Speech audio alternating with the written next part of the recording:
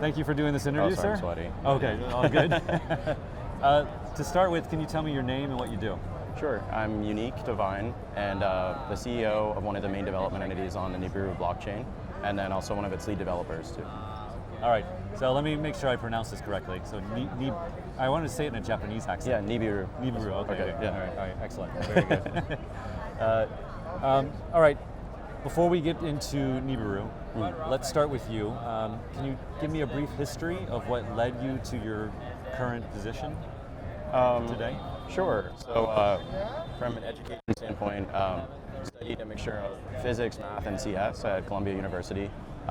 Like mostly working on AI things in terms of my research, and then started working in industry as an AI engineer actually.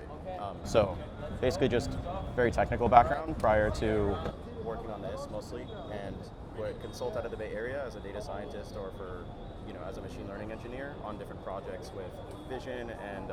Sorry, what year was this? Language data. Year? So this would have been 5 years ago up to like 2.5 years ago. Okay, I see. Yeah. Sorry. And then, and then from there, just got into Web3 kind of on accident. I had a very close friend of mine that also worked in AI, was consulting to do development of on-chain strategies on like bigger Ethereum protocols, working with Sommelier. So basically we were working with a lot of Uniswap data, Aave, a little bit of derivative stuff. And that was, working on developing on-chain strategies is how I got into Web3. And then, started developing Nibiru a couple months post that actually. So pretty fast, transition between working on blockchain data to like actually developing, a chain. So that is a pretty fast transition. Why? You must have been very inspired to make that transition so suddenly.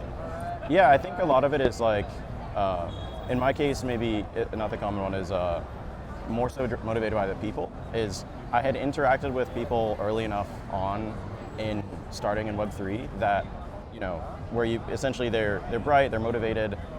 You can hang out in a work context and outside of work context. We're just like, okay, whatever we're gonna do, we're gonna work on something together. And so that was, in my case with Som being in, a foot in both the Ethereum and like the Cosmos side of things, had met a lot of, people that were like at Thorchain or Tendermint or this. And so we were really familiar with like that tech stack. And so that was kind of how, I got involved in maybe, more of the Cosmos and ETH side of things. Very interesting. Yeah. I find that very flattering to the crypto community that you said that well, not everybody. No, I get it, but you're motivated by people, because I'd imagine that in AI as well, like you get like some quite motivated people. And, yeah, for sure. But you were able. Anyway, I just make a comment towards crypto. Yay, crypto. Okay. Right now, so then you started Nibiru Chain. Now, probably the first thing on everyone's mind is, why do we need Nibiru? What's the pitch? Why another L1? It's an L1, right? Yep. Why another L1? Yeah, so one is there's kind of two reasons. So one, for people that are working on like the Cosmos stack, in our case, what we wanted to make was a sustainable DeFi ecosystem. At its onset, at this point now, 2.5 years ago, is essentially a combination of a derivatives application, a lending and borrowing, and CDPs, and we were essentially wanting to make applications first. And what we found was a lot of the tweaks we wanted in terms of performance to like optimize for liquidations and just build the application we were looking for. It made we needed to change things like at the base layer. So that for the start of the project, that was kind of the motivation for doing it as an L1, is because like, as a lot of people don't know, but like Cosmos is a layer 0 stack that you use to make L1s. It's not an L1 that you're building on top of, so it's a little different, right? And in our case, it's like me coming more from like the ETH side of things with a little bit of working on like the SDK, and then some of the other co-founders or like early founding engineers were, guys from like, director of engineering at Tendermint and like, had built on other chains themselves, or were working on like Thorchain, very heavily involved. It was like a stack we knew well, and so if we wanted to like execute fast and for the technical like advantages of working on that tech stack, that was kind of what motivated us there. Over time, though, we found to build that DeFi ecosystem I mentioned in the onset, it needed to be more open for third-party developers to come in alongside, rather than be. Essentially, what happens is even if you're really focused on consumer applications, that focus can actually discourage others that would have come in as a player alongside those applications. Why? Because they feel like they're maybe from other chains, like they'll have like second class support, or they wouldn't get funding, or the foundation wouldn't help, or what have you. So it actually made more sense to spend a lot of our time focusing on the general purpose tools, so making like a first class indexer, so it's really easy for you to have your application custom with similar things like you would get from like the graph or whatever, or working on language SDKs and like a bunch of different high level programming languages and stuff, or in this year, right, like EVM compatibility. So yeah, so it's changed over time, but yeah. That's going to happen. Don't worry. We're gonna make a funny thing out about that. So yeah. Okay. All right. Well, that's a lot of information for me. So I apologize if I go back and no worries. Tease apart some of this and show my ignorance to everybody. Okay. So you initially were interested because you wanted to make like a DeFi application that was based on derivatives, lending and borrowing, CDPs. Yeah. CDPs? Yeah. And you found the existing ecosystems, Atmos and so you found the existing ecosystems to be lacking, right? Ethereum and just there's certain optimizations you can do that like at a very low level, meaning like with how the chain operates itself, to have some performance advantages, or set up automation that make an application more competitive. So the one example I touched on was like liquidation. So on Tendermint consensus or on the SDK, you actually can add hooks where you can run logic before and at the beginning of a block before transactions happen, and at the end of it after they go through. And so one of the things you can do, like we had for a perpetuals application on Nibiru, for example, is to work on making it that you don't need the role of a liquidator, but that the chain tracks and then automatically does the liquidations. So that makes it a lot safer, because if people are supposed to be like partially liquidated or what have you, you don't have like this issue of cascading risk, or like, it just makes it a lot safer, but also more capital efficient. And that's like one example, but there's that also captures MEV too, right? I guess so, yeah. Because you're not using a liquidator who would... Yeah, exactly. So like let's say GMX is, I don't know the exact numbers for it, but GMX is a really successful app in terms of its fee collections and what's paid out to liquidators. If you just saved all that, all that stablecoin, BTC and ETH, and could distribute it for incentives or what have you, or just give it to LPs, I think you can have a very competitive application, right? Just off of like that one feature, right? How does Nibiru compare to something like Solana? Yeah, so I guess the main difference is I haven't seen like formal benchmarks for Solana, but I think on the performance front, similar like TPS or performance to something like like an injective or Say network, which means like as good or better than most L2s, even though it's an L1 for like in terms of Ethereum TPS. But of course, as being like a younger chain, it's not like it's a lot smaller and earlier than Solana for sure. Yeah. But I think like especially as we've transitioned away more from developing the foundation and and Nibi Inc. developing like applications to developing on the chain itself more directly, we have like made it pretty competitive where it should be something that can contend with the likes of like a Solana in terms of the actual tech. Yeah. And again, show my ignorance, so please correct me if I'm wrong. This is built on the Cosmos stack.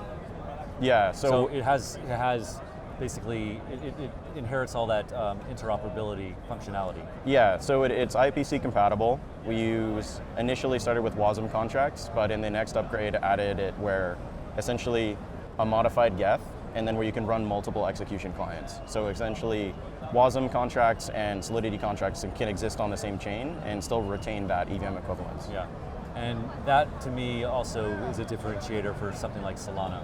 Yeah. Okay. Yeah. Right, where you Yeah. have like a base level of interoperability, like Yeah. baked into it. That's something, especially on like BD efforts for onboarding projects, as we saw as soon as we got like even a first working version of that a couple months ago for the EVM compatibility, it sped up like the surface of projects that were willing to like come and build or try it out or launch on the chain is like now they can come from BSC and Tron and Arbitrum and stuff, versus like in some sense you almost find like developers on Solana, Move, and a couple others that are all in Rust are like competing for the same group of, founders are competing for the same group of dApp developers. And then there's like those dApp developers, there's a high level of commitment. Yeah. Right. Like for that. Okay. Cool. Now, so we briefly touched on like TPS, and a lot of projects. I would say almost all the projects that I can think of.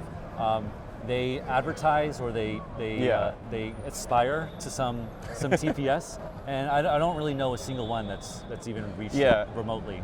So how confident are you about Nibiru's level of performance? I'm confident, and the reason being is like that effect you're seeing essentially comes from maybe one big difference between Web3 and like the AI space is when you publish a paper in AI or put out some research finding, it's very common to benchmark the hell out of it, right? Like you're gonna put it across a battery of tests and it'll have run like millions of times and you're reporting statistics on like, actual things that your model has been put through. In Web3, I think they'll classically when you see a TPS that's reported of like multiple 100,000s or multiple tens of thousands, they're finding like a contrived example where there's like very small number of nodes where the transaction is tiny and you can run a bunch of them, and it's not realistic. And then there's also just the fact that like usually execution isn't the bottleneck, it's like networking and the consensus client, and then you also have this limiting factor on just the speed of light, like you can only send things so fast it doesn't find it. So why do I say all that? So something we've done a bit differently is when our DevOps work was a bit lighter, we took one of our lead engineers and he's been doing basically a ton of benchmarks. Well, he'll take Solana and he'll take like Say Network, he'll take our nodes and like actually perform those tests of, okay, let's not do something where you're just sending like one-way gas transfers, but something more complex, like you're interacting with a smart contract app and you're doing swaps, where you're sending ERC20 transfers, and then measure the TPS. And what you find is something that was reported 20,000 is actually like 600. Something that was reported, so I do. Basically, if you do it with a standard like scientific rigor, you can actually make meaningful improvements. Okay. So, very good. So our numbers aren't reported the highest, but they're legit. Okay, awesome. Very, very cool. Good. Yeah. I'm going to hold you to that. No, awesome. All right. Tell me a little bit more about the native token for Nibiru. Yeah, so... tell me, I haven't even asked you. Tell me about the native token for Nibiru. Yeah, so Nibi's, I guess, pretty straightforward in a lot of ways. Like it's a proof of stake chain, so you use it for decentralized governance. Obviously, if you're doing like development grants and things, that's usually issued in Nibi. It's also, we're setting it up that if applications will choose to do this, they do sort of like a rev share back where they essentially have support from like distribution of Nibi incentives, but in return, they share a bit of revenue back with the base layer itself, and then it's used for like buybacks and burns. So just making it a bit more that there's like an economic tie-in to like applications that do well actually contributing back to the base layer.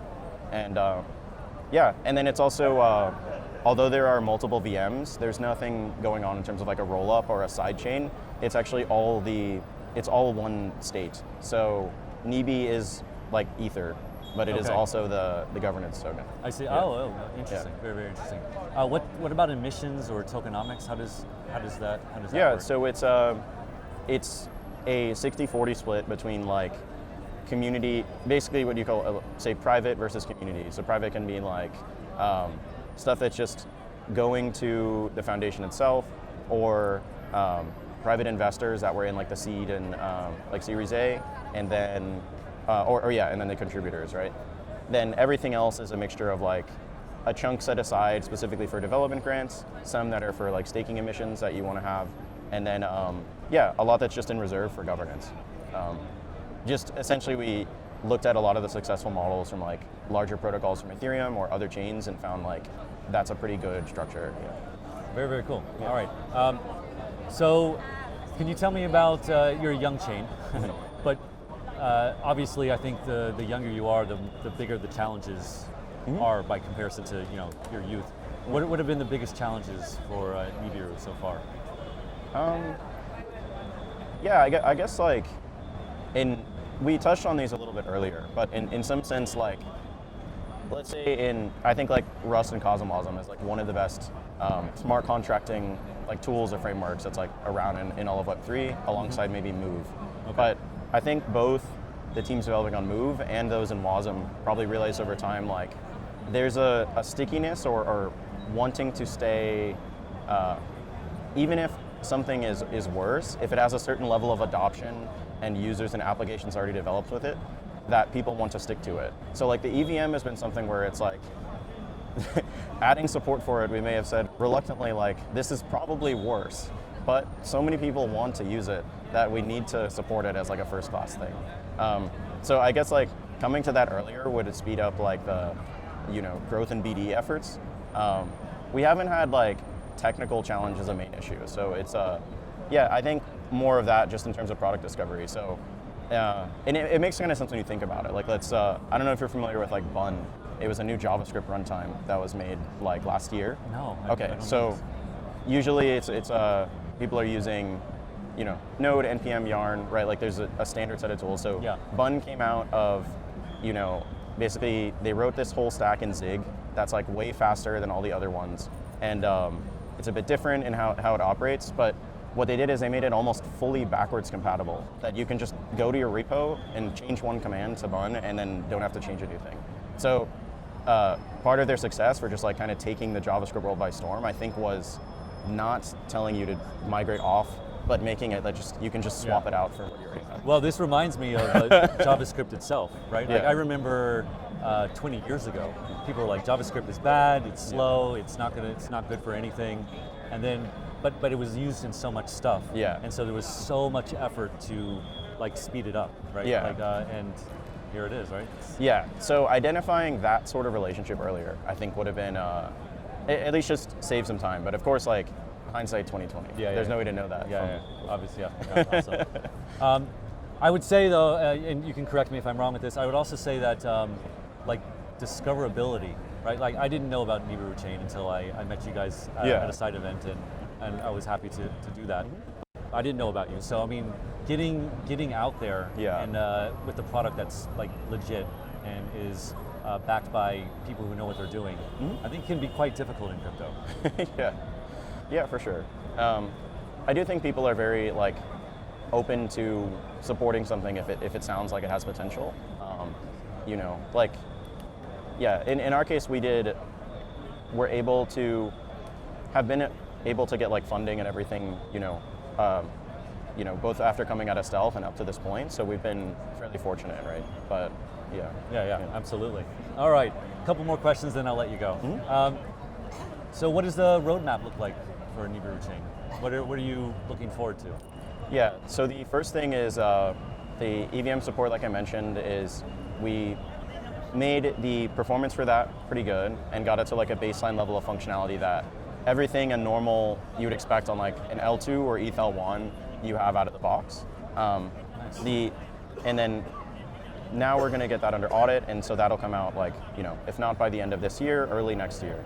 So that's the next big thing, and comes along with like a campaign and a bunch of dApps co-launching on top of that. The next step from there is we have an interesting precompile in there that makes it like assets that were not born in the EVM and assets that were can like essentially move across. So what I mean is like native USDC, for example, is an IBC asset accessible through Noble. But our EVM, essentially we added a precompile where you can take they're called coins in Cosmos, take a coin and then easily have a canonical ERC20 and vice versa. If it was started as a smart contract, the chain, like essentially the the EVM module will own it and can port it out into being a coin.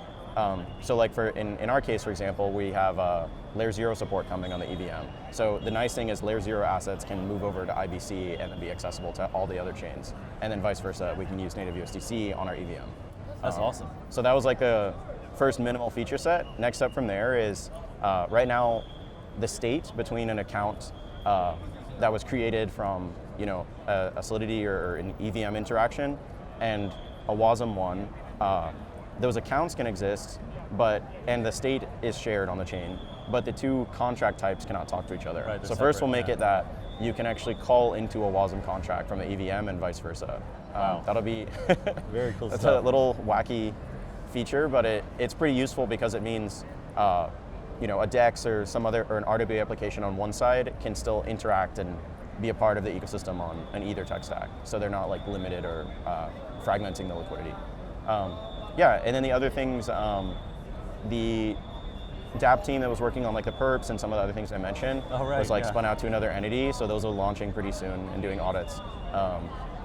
So I guess there's a lot of exciting stuff coming. Yeah. So I have written down here when I was listening to that, at least the word that came to my mind was interoperability. Yeah. Right, like a huge amount of interoperability, which brings me to my last question.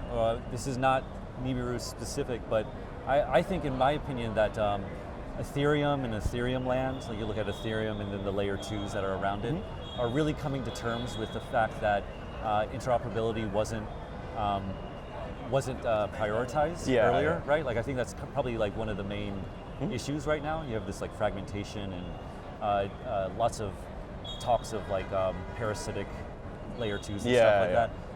And then you look at Cosmos, and interoperability is baked into it. It's like the first priority. Exactly. And you guys on your roadmap, it seems like you're even like ramping interoperability up even more. Do you think that